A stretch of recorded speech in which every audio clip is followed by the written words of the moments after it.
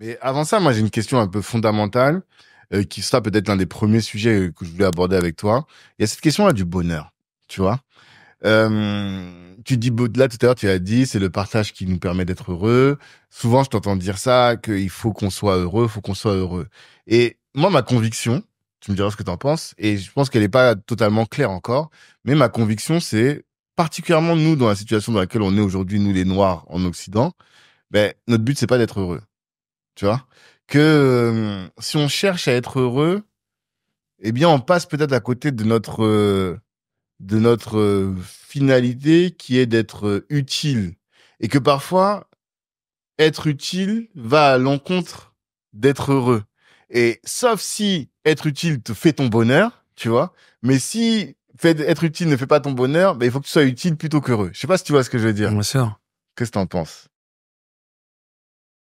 Moi, je crois que nous avons un capital suprême. Et ce capital suprême, qui met tout le monde d'accord, bien au-delà de la mort, c'est le fait d'être des personnes heureuses. Mhm. Nous voulons tous être plus heureux. Mhm. Ton émission, là, aujourd'hui, elle te sert à être beaucoup plus accompli. Mhm. Elle te sert également à te réaliser. Mais elle te sert aussi à être plus épanoui, heureux dans ta vie. Parce que ça fait du sens pour toi. Et ça ne t'empêche absolument pas de te rendre utile. Mhm. Bien au contraire, il y a du sens dans ce que tu fais et il y a également du plaisir. Mhm. Donc, tu es en train de travailler quelque part, mais tu prends énormément de plaisir parce que ce que tu fais fait énormément de sens. Mhm. Tout ça, c'est pour que tu sois plus heureux. Mhm. Donc, je ne pense absolument pas qu'il y a une certaine adversité avec le travail d'être utile et le fait d'être plus heureux. Mhm. Bien au contraire, c'est de là où nous trouvons notre vocation. Notre vocation, elle est là. Notre vocation, c'est le sens que nous faisons avec du sens et ce que nous prenons plaisir à faire Mhm. avec, bien évidemment, tes atouts et ce qui te permet de toujours d'être connecté avec ta nature profonde. Je suis d'accord. Et c'est pour ça qu'à un moment, je disais que il faut qu'il y ait c'est valable quand il y a un match entre le fait d'être utile et le fait d'être heureux, tu vois, et de poursuivre le bonheur. En fait, il y a un de mes grands qui me disait ça récemment. Il me disait, la génération de nos parents, ils aimaient ce qu'ils faisaient. Nous, on cherche à faire ce qu'on aime. Tu vois ce que je veux dire? Exactement. Et or, ce qu'on aime, c'est pas toujours nécessaire, c'est pas toujours utile, c'est pas toujours. Et je me dis peut-être que ma conviction, c'est qu'on n'est pas encore arrivé au moment de notre vie, ou je veux dire dans l'histoire aujourd'hui, où on doit chercher à faire ce qu'on aime.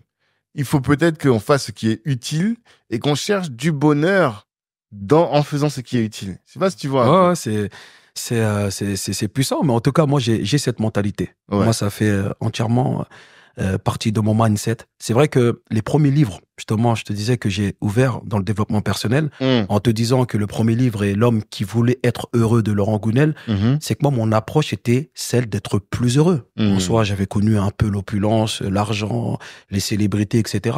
Mais je n'étais pas heureux. Mon approche était comment puis-je faire pour être enfin heureux?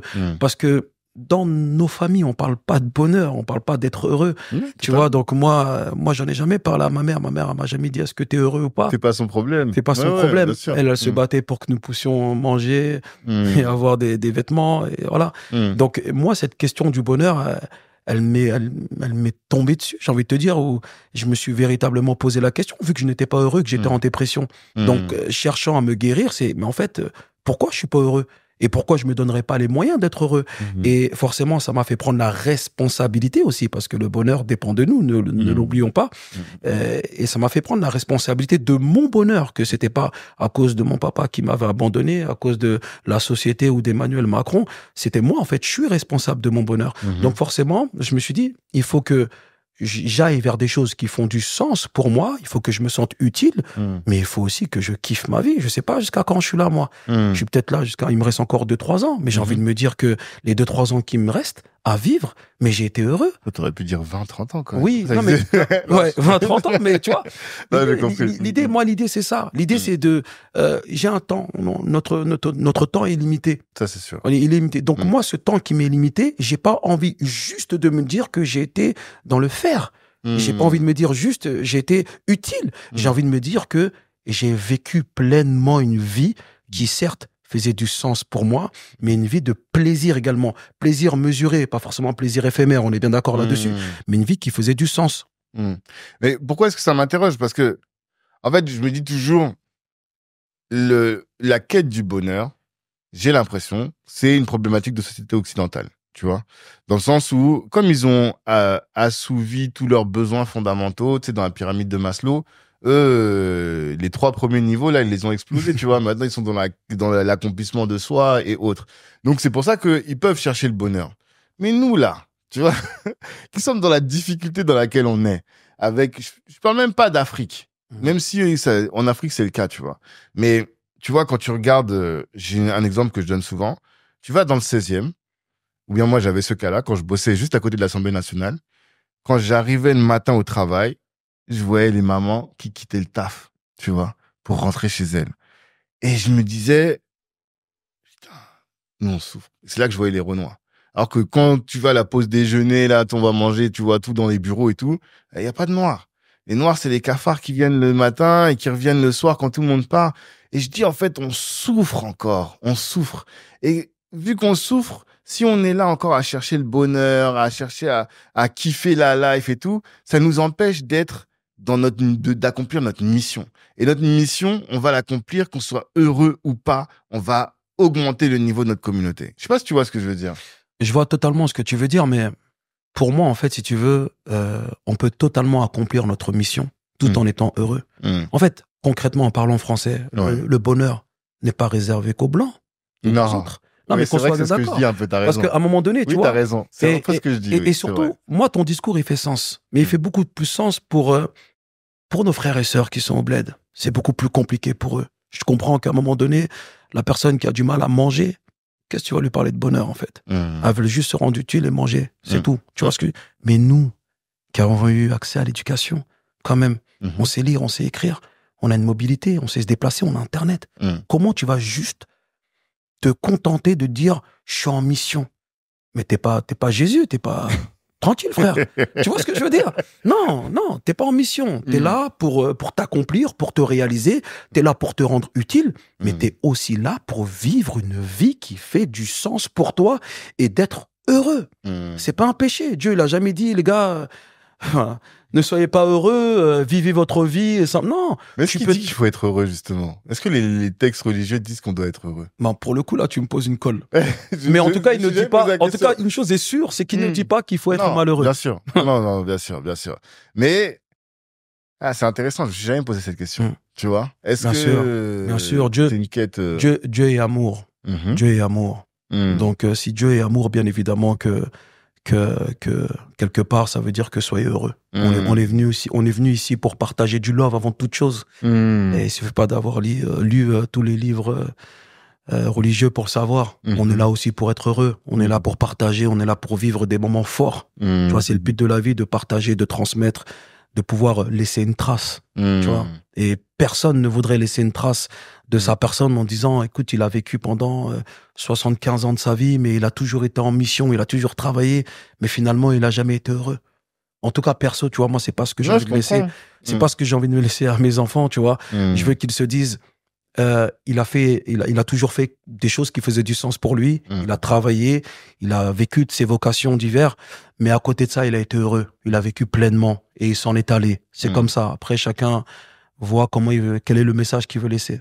Non, je pense peut-être que là où il y a une discussion, c'est aussi sur le sujet de ce que c'est qu'être heureux. Tu vois, là, parce que dans la définition que toi tu donnes du bonheur, telle que je la comprends, il y a toujours cette notion-là de faire ce qui a du sens. Tu vois, et à la différence de la société occidentale, le bonheur qu'elle nous vend, c'est, je sais pas si t'as lu le livre Le meilleur des mondes d'Aldous Huxley. Non, je l'ai pas lu. Il parle de ça un peu, tu sais, des petites consommations là qui nous rendent heureux. Par exemple, tu fumes un joint et t'es bien. Tu dis voilà, c'est ça, mon bonheur, tu vois. Alors que et ça, c'est des bonheurs. Enfin, c'est un bonheur qu'on pourrait considérer comme un peu superficiel, un peu futile. Et donc peut-être qu'il y a une question à avoir sur. Ok, on cherche à être heureux, mais c'est quoi être heureux? Très bonne question. Tu sais, là, tu évoques des points qui font énormément de sens pour moi.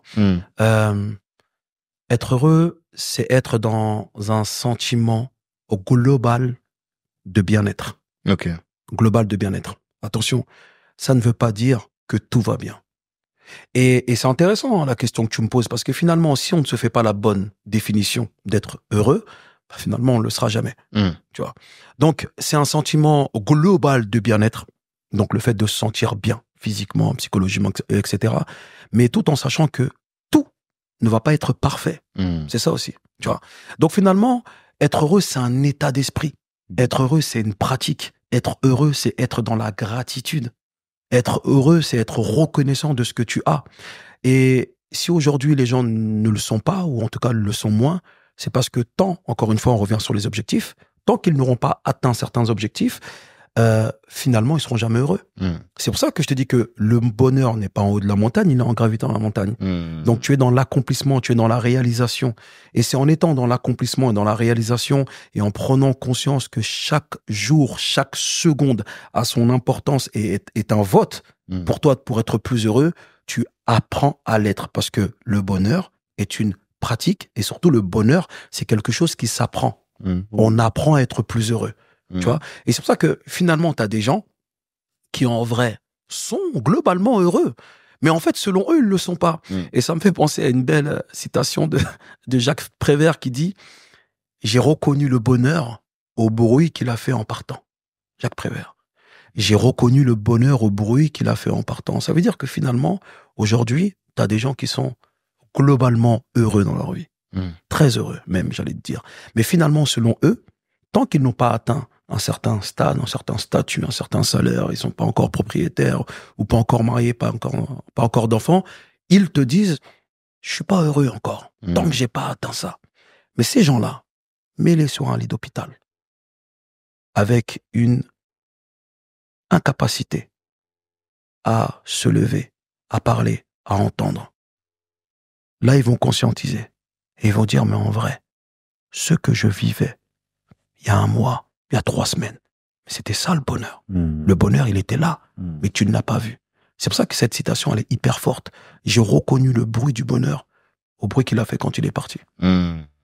Ouais, c'est souvent ce qu'on dit, qu'on ne reconnaît la valeur de ce qu'on a que quand on le perd. Exactement. C'est ça. Parce que il n'y a pas de bonheur sans gratitude. Il faut le savoir. Et ce que tu dis, ça me fait rappeler encore une référence de Saint-Exupéry qui dit le bonheur, c'est de continuer à désirer ce que l'on possède déjà. Le bonheur, c'est de continuer à désirer ce que l'on possède déjà. Et même les philosophes contemporains en parlaient, notamment Confucius. Il parle, en fait, là, on est concrètement dans la gratitude. Tu vois, c'est pour ça que Confucius nous dit que la gratitude n'est pas seulement la plus grande des vertus. Il dit c'est également la mère de toutes les autres. Tu vois, donc on est vraiment dans la gratitude. Il n'y a pas de bonheur sans gratitude. Et de bonheur, d'être heureux ou d'épanouissement, chacun il trouvera son compte. Mais pour moi, voilà, c'est pour ça que je ne conçois pas ma vie sans être heureux. Je suis aussi là pour être heureux, en fait. Je suis pas juste là pour faire de l'humanitaire. Je suis pas, même si ça me rend heureux, hein, tu vois. Mais je suis là pour être heureux, moi. Je suis là pour kiffer. Ouais, bah, du coup, alors, parce que là, tu reviens encore sur le heureux kiffer. Ouais. C'est quoi, en fait? Comment est-ce que, parce que je comprenais très bien quand tu disais être heureux, donner et tout, mais être heureux kiffer, c'est quoi? Encore une fois, je vais revenir sur ce fameux mot. C'est faire des choses qui font du sens. Là, je suis avec toi, je suis en train de parler, ça me rend heureux. Je suis en famille, je suis avec mes enfants, je les accompagne au foot ou ailleurs d'ailleurs, ça me rend heureux. Je passe des moments de qualité avec les potos, ça me rend heureux. Je suis dans un projet qui peut toucher des millions de personnes, ça me rend heureux. Je fais de l'humanitaire, ça me rend heureux. Je me rends utile. Enfin, tous ces moments-là qui sont forts, qui me permettent de ressentir un écosystème de bienveillance, d'amour, d'altruisme, tout ça me rend heureux à partir du moment où je suis entouré des bonnes personnes et que ça fait du sens pour moi. Et la gratitude, en tout cas la pratique de la gratitude, te permet de réaliser les raisons pour lesquelles tu es heureux. Exactement. Ouais, c'est ça. Ça me permet de me réajuster, si tu veux, par rapport au fait que ce que je vis, c'est incroyable. C'est pour ça que très souvent, quand on me dit comment ça va, très souvent, limite, j'exagère. Ça va merveilleusement bien. Parce que, en fait, c'est tellement incroyable de se sentir en bonne santé, d'avoir la chance de dire « je vais bien ». Il faut savoir qu'il y a des personnes qui ne se sont pas levées ce matin. Il faut savoir que ce matin, il y a des personnes qui se sont levées avec une douleur incommensurable, qui ont encore mal maintenant, qui passent leur journée à l'hôpital, tu vois, qui sont en chaise roulante, des aveugles. comment à partir de là, on peut pas exagérer sur le fait que ça va, je vais bien. On doit y émettre de la gratitude, énormément de la gratitude. Et pourquoi? Parce que ça nous transcende, en fait. C'est pour ça que c'est important d'éprouver de la gratitude et de la reconnaissance. Et il faut savoir que être en bonne santé, c'est pas un dû, c'est un cadeau. Tu vois? C'est pour ça que je ne veux pas me dire que je suis juste en mission. Non. C'est pas possible pour moi. Je suis pas juste en mission. Mais en tout cas, si je suis en mission, à côté de ça, j'ai décidé d'être heureux parce que c'est bon pour la santé, nous disait Voltaire. Mais la mission peut t'apporter du bonheur. Bien sûr. Et en plus, c'est ça le truc. C'est ça aussi. Exactement. Mais c'est intéressant, hein, tout ce que tu dis sur le bonheur et le bonheur que tu ressens. Mais certains gens qui vont dire, oui, bon, il dit ça, mais c'est facile pour lui. Le gars, il était fouteux. Il a quand même une carrière, il a gagné de l'argent. Aujourd'hui, il est dans un business qui est son business de cœur. Tu vois ce que je veux dire? Et quelqu'un qui est là et qui se dit, regarde, moi, je suis comptable dans le grand groupe, je suis dans le bureau B72 sans fenêtre, je suis à la Défense, je prends mon métro tous les jours. Je voudrais bien dire que je suis heureux, mais c'est dur. Tu vois? Ils vont dire que c'est facile pour toi de dire que tu es heureux. Je comprends. Ça me fait penser à un tweet que j'ai mis un jour. T'es spécialiste des tweets, quoi. Ouais. Bah, je me suis fait connaître grâce à des tweets, on va pas se mentir. À la base, c'est plus les femmes qui me partageaient pour envoyer des pics à leurs hommes. Ah ouais? Et après, c'est devenu un peu plus viral. D'accord. Mais j'ai mis un tweet qui disait, le problème, c'est pas le lundi. Le problème, c'est ton job. Et ce tweet-là, j'ai eu énormément de réactions. Et les réactions que j'ai eues sont les mêmes réactions que tu m'as dit là. C'est moi, mais toi, c'est facile. T'es un ancien footeux, t'es là. Et il y a un commentaire qui m'a un peu titillé, il m'a dit, c'est facile quand on a un ancien footeux et qu'on... Ça m'a un peu titillé, mais non, en fait. Parce que sincèrement, ils sont fausses et aucune modestie. Sans fausse modestie, en tout cas, je me suis donné les moyens. Et j'ai rien de plus qu'un autre, en vérité. À l'époque où j'étais encore footballeur professionnel, où je suis passé footballeur professionnel, il y avait des gens de mon quartier qui auraient pu réussir. Mais ils ne se sont pas donné les moyens comme moi, je me suis donné les moyens. Si j'ai fait la carrière que j'ai faite, sachant que c'est pas une carrière incroyable, mais en tout cas, elle est honorable, c'est que je me suis donné les moyens pour la faire. Aujourd'hui, j'ai trouvé une reconversion dans la psychologie en tant qu'entrepreneur social. Je me suis encore donné les moyens. Donc, en vérité, je ne te dis pas qu'il s'agit uniquement de se donner les moyens, parce que c'est aussi une question de rencontre. On va pas se mentir. Mais déjà, jugeons-nous par rapport aux moyens que nous avons mis en œuvre pour y parvenir. Ne serait-ce que ça. Et si en vérité, on se juge uniquement par ça, tu verras qu'il y a des personnes qui n'ont pas mis tous les moyens pour y parvenir. Tu verras qu'il y a des personnes, il y a énormément de personnes qui procrastinent, qui se trouvent des excuses. Oui, mais, t'as jamais fait ce qu'il faut. Mais tu parles et tu critiques ceux qui ont fait. Tu vois.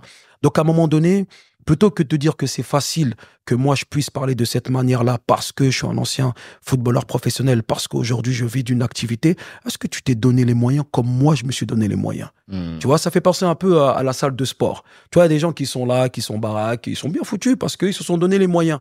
Et toi, tu es là en train de critiquer, oui, mais attends, il s'est injecté. Non, là où lui allait à l'entraînement, toi, tu étais au kebab. Tu vois, là où lui faisait des restrictions alimentaires, un rééquilibrage alimentaire, toi, tu étais là en train de t'envoyer.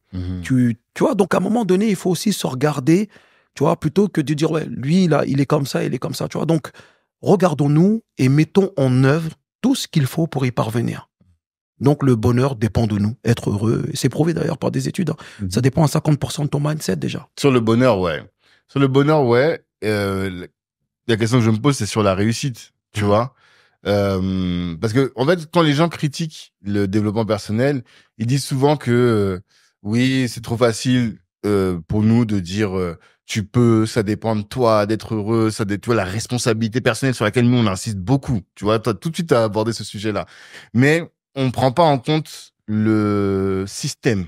Tu vois, le système qui va à l'encontre d'eux, qui crée des entraves pour le bonheur, qui crée des entraves pour le bien-être, tu vois. Et souvent, les gens disent, c'est trop facile pour nous de dire ça. Je dis pour nous parce que moi, je suis un peu dedans. Je suis un peu comme ça, tu vois, de dire responsabilité personnelle, tu vois. que moi, quand je me suis levé ce matin, toi, tu dormais, donc viens pas me parler, tu vois. Mais on a eu un débat une fois avec je sais pas si je peux dire astrophysicienne, en tout cas, voilà, une fille de la communauté, mais qui est, voilà, grosse tête intellectuellement. Et elle nous a dit ça. Nous, on était là, ouais, faut qu'on parle aux jeunes et pour leur dire que les jeunes, tu peux réussir. Et elle a dit, arrêtez avec vos conneries d'école de commerce, tu vois. Elle nous a dit ça comme ça. Elle dit, non, il y a pas, tu peux réussir tout le temps. Le système, il met tout pour que tu échoues. Quand t'es noir, c'est difficile. Quand t'es une femme, c'est difficile. Quand t'es une femme noire, c'est difficile. Donc, arrêtez de dire ça aux jeunes. Vous leur mentez, tu vois. Comment toi, tu vois les choses? J'ai beaucoup parlé. Non, mais c'est intéressant ce que tu dis. Tu sais, moi, je suis dans tout ce qui touche autour des modèles identificatoires des endroits d'où on vient. Et aujourd'hui, dans beaucoup de sphères professionnelles, tu peux voir des personnes qui viennent des mêmes endroits que toi et qui ont réussi. Et ça, c'est très factuel. Tu me disais que tu venais de Trappes.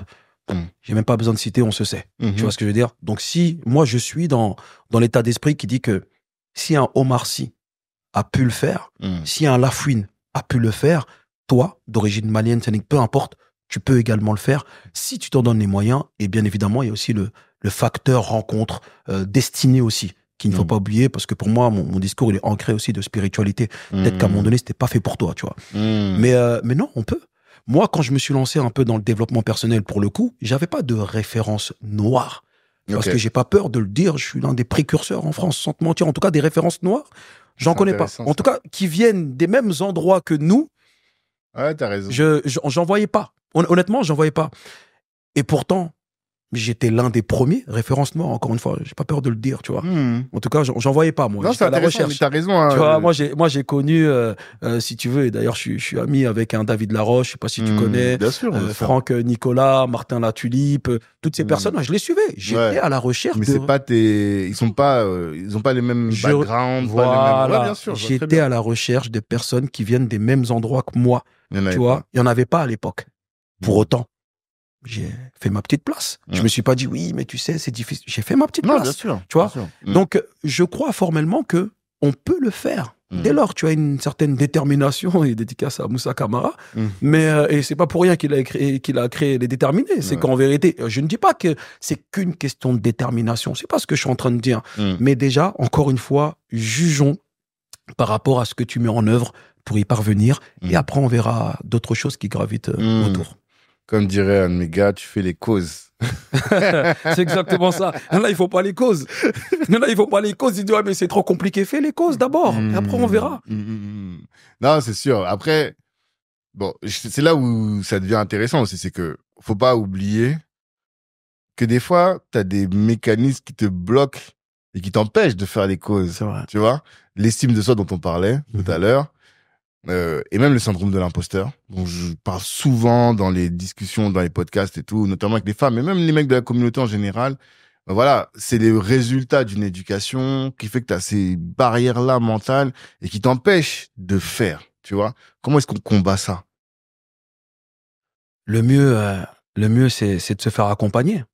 Parce que dans notre communauté, c'est un peu compliqué. Mais le mieux, c'est de se faire accompagner. Dans le cas où on est seul, on apprend un peu plus à se connaître.